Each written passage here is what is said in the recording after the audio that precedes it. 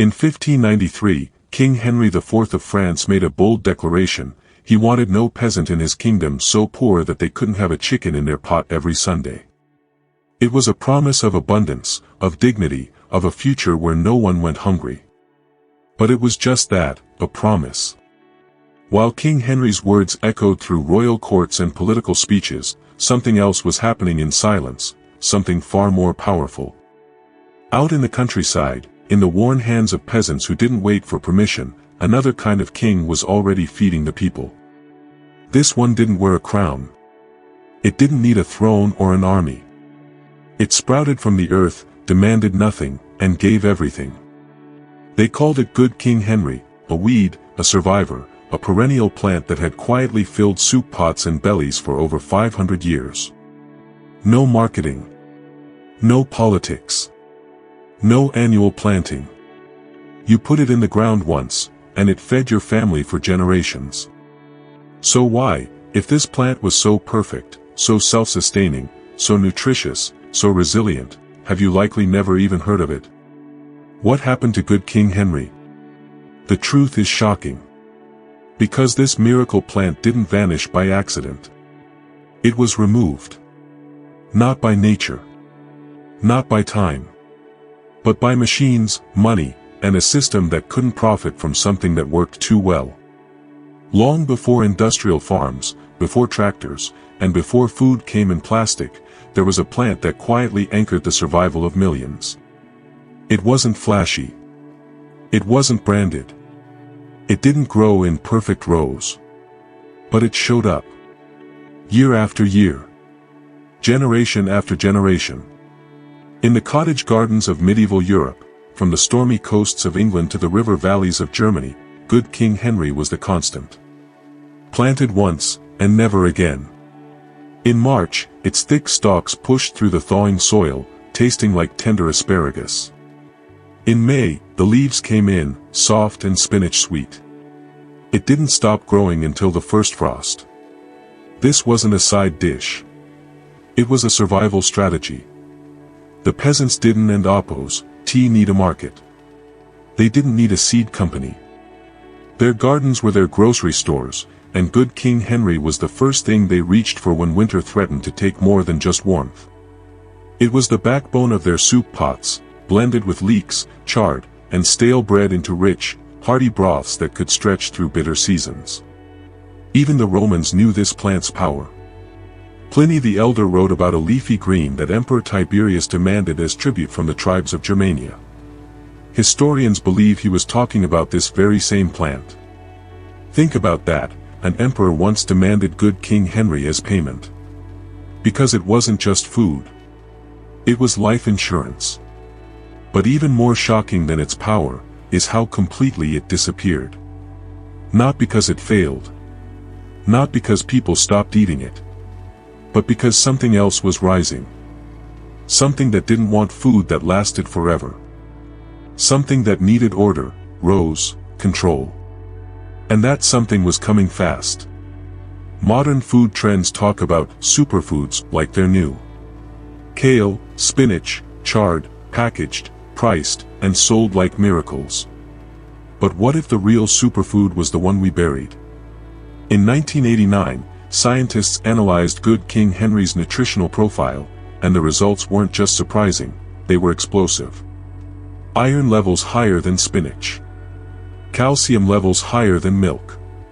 Vitamin C off the charts. More B vitamins than most leafy greens.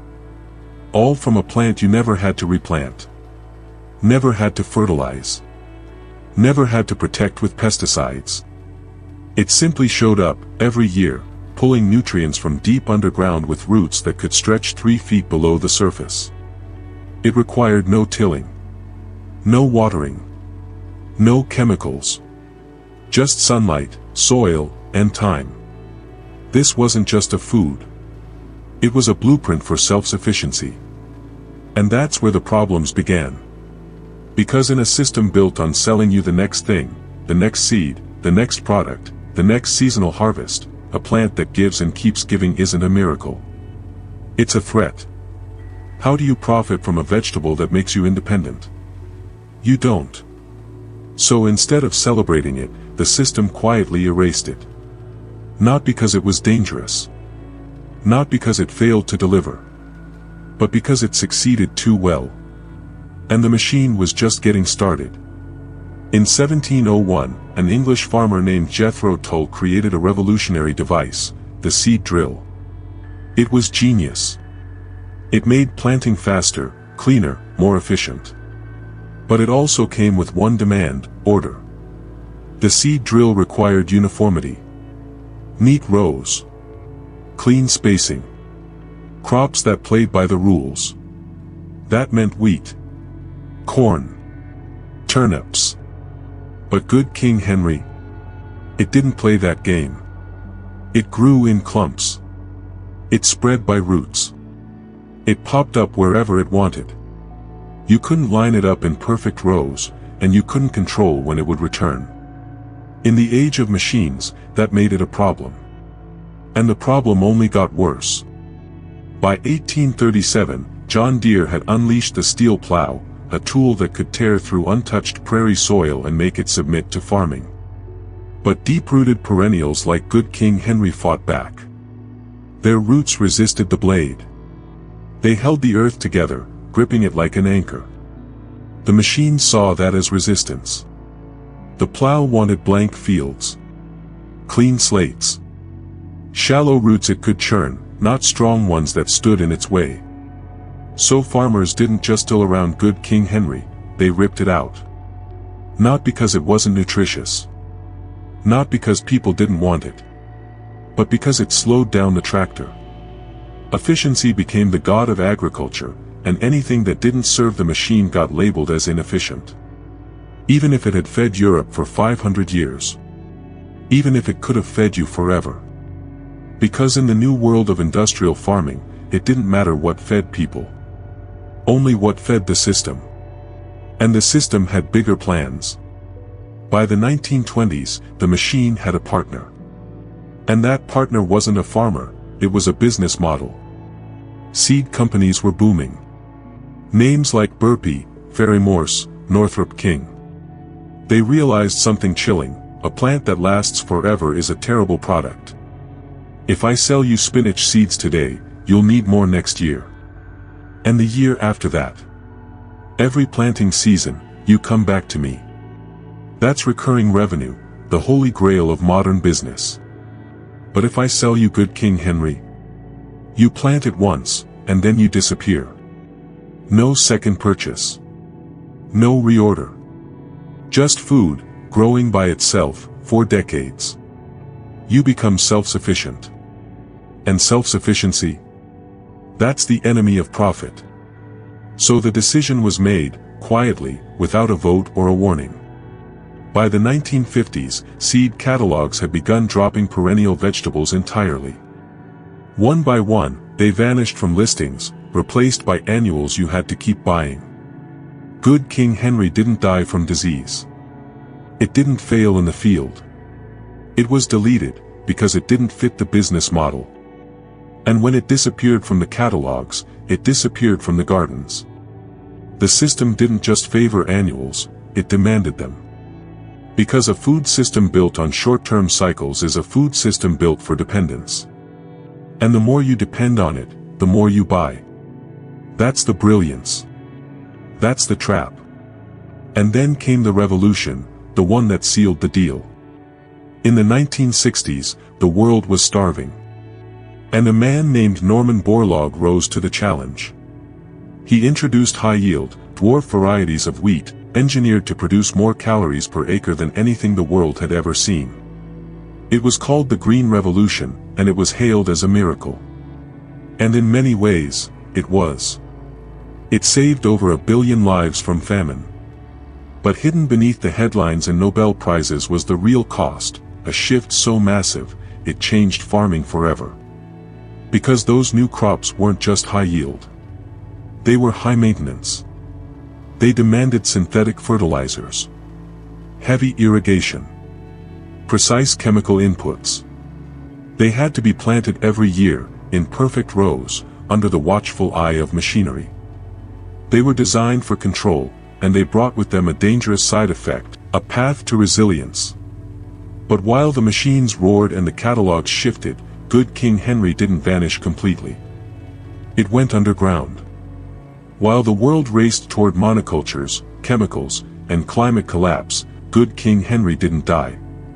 It retreated. It slipped through the cracks of the machine, growing wild near old stone monasteries, clinging to mountain villages in Switzerland, tucked in the corners of stubborn grandmothers and oppos, gardens in Yorkshire who never stopped believing in its quiet power. It waited. Because nature plays the long game. And now, for the first time in over a century, the rules are shifting again. In 2009, the Land Institute released Kernza, the first commercially viable perennial grain. It took 2 decades of breeding, but it worked. Slowly, scientists are beginning to see what the peasants always knew, that deep roots, permanent coverage, and zero-input farming aren't signs of inefficiency. They're signs of survival. Climate change is forcing the question, how long can we keep plowing and poisoning just to grow a crop that dies every year? Water is vanishing. Soil is collapsing. And suddenly, the very traits that got good King Henry exiled, its wild growth, its independence, its stubborn resilience, look less like problems and more like solutions. Even the government is starting to catch on. In 2022, the USDA quietly updated its conservation stewardship program to include perennials, for the first time. It's a small step. But it's a signal. The world is beginning to remember. And good King Henry? It's been here the whole time. You can buy the seeds online, right now. Plant them once this spring, and they'll come back every single year for the next 2 decades. No replanting. No chemicals. No permission. Just food, on its own terms. And when those shoots push through the frost next March, and the March after that, and the March after that, you won't just be growing vegetables. You'll be participating in a quiet rebellion. In 1593, King Henry IV made a promise, a chicken in every pot. But that promise came with conditions, wealth, order, a stable economy. And when those things collapsed, so did the dream. But the other Henry, the one with roots instead of a crown, never made a speech. He didn't ask for allegiance. He didn't wait for funding. He just grew. Quietly. Reliably. For 500 years. One promise required the whole world to cooperate. The other was kept in the soil, where no one could cancel it. Today, good King Henry is more than a plant. It's a message from the past, a reminder that abundance doesn't have to be bought. That food doesn't have to be fragile. That survival doesn't belong to corporations. It belongs to the roots that refuse to die. And now, you know the truth. You don't need permission. You don't need a tractor. You don't need a seed catalog telling you what's trendy. You just need a patch of soil, and the will to opt out. Because planting good King Henry isn't just growing food. It's planting freedom. It's joining a tradition older than capitalism, older than machines, older than the idea that food must come from a store. And in a world built on planned obsolescence, maybe the most radical thing you can do is plant something. Once. And watch it feed your family forever. If this story sparks something in you, if it made you see weeds differently, or wonder what else has been buried by the machine, subscribe to Lost Green Vault. Because the next vault opens soon. And what's inside might change everything.